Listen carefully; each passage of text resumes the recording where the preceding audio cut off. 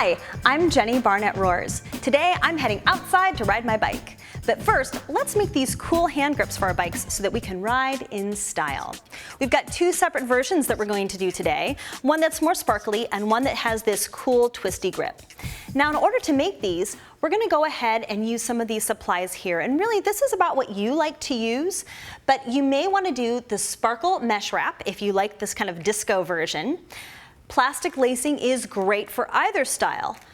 Conversely, if you want to try something different, you could use a cording or even like a macrame cord. To get started, you are going to need some scissors, and some painter's tape is really handy dandy to help hold things down while you're working. So let's start with the sparkle mesh wrap.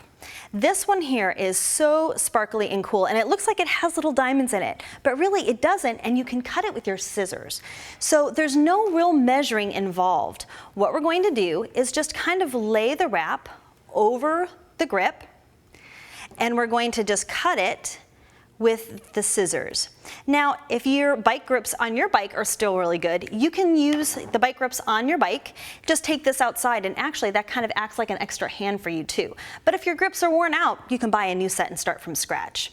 Now, as you can see, I kind of just went around and I left a gap, and now I'm going to just eyeball and measure again to the end. And I will notice that it's easier to cut in between the little grids here. So just be careful and make sure you trim in between, just like that. Now, this is where having that little bit of tape comes in, because I'm just going to kind of tape it down to act like an extra hand. Again, if you were doing this on your bike, it would hold it up for you. I'm going to take a length of plastic lacing, and to get it ready, I just kind of give it a little tug. It helps stretch it out a little bit for you. And then it's just like lacing your sneakers. We're going to go down from the top into one of these little holes and poke it through. Now this is a flat lacing, so you might want to take a little bit of time to make sure that it lays flat on the bike grip.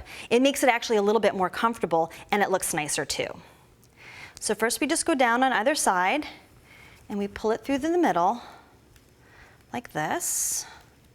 And I'm going to just again kind of fussy it a little bit so that it lays flat. Pull this one underneath. There we go, just like that. So this is just like the top of your tennis shoes. Now we're going to make an X, like so, and we're going to lace it in on the other side. So you cross them and then poke through the holes. Now on this sample, I kind of did every other hole, and that was a little bit much. So you can kind of decide how wide you want your X's to be. It's kind of a style choice. All right, and now we just go do that again on both sides. And I just want you to see how easy it is to poke it up through the holes of this mesh to make the cool X. And then you do the same thing again. And you're going to repeat this down the length of the entire bike grip until you get to the end. And because this plastic lacing is so easy to work with, you just have to tie a little knot and snip it with your scissors, and you're done. Now, this one is really fun, and it looks really complex, but it's only one knot. You just do it over and over again, and it makes its own spiral. So I'm going to use a longer length of plastic lacing. I have to open up with my scissors. There we go. And I'm using blue. My sample I use the sparkles, but it's a little bit easier to see if I use a solid color. And this is another situation where you kind of want to get it all stretched out. And the warmth of your hands actually goes ahead and straightens it out for you a little bit. And a little more painter's tape. You only need it right at the very beginning. So you find the middle and you tape it down. Let me move this here so you can see a little bit better. All right, so the first thing you want to do is just a simple overhand knot. And I find that this is one of those projects I like to do while I'm sitting down, because I can use my lap as my third hand, or if it was on your bike, it'd be super easy. But you make your overhand knot, and now you've got one cord on the right and one cord on the left. To make this fancy spiral knot, you're going to take the one on the left and loop it over to the right-hand side. You're going to kind of leave a little bunny ear here. Then you're going to bring the one on the right on top, bring it around to the back, and up through the other side. Now, if you didn't catch that, don't worry, because we have all of the instructions, including a diagram, on the website for you, so you can really take a look at it and get it right. But I'm going to do this a few more times so that you can see how the spiral starts to form. And again, I make a bunny ear, bring it under the right-hand side, bring it around to the back, and then pull it through. And with this plastic lacing, you don't really have to worry too much about it twisting on this one, but you do want to kind of give it a little tug so that you can see the knot form on either side.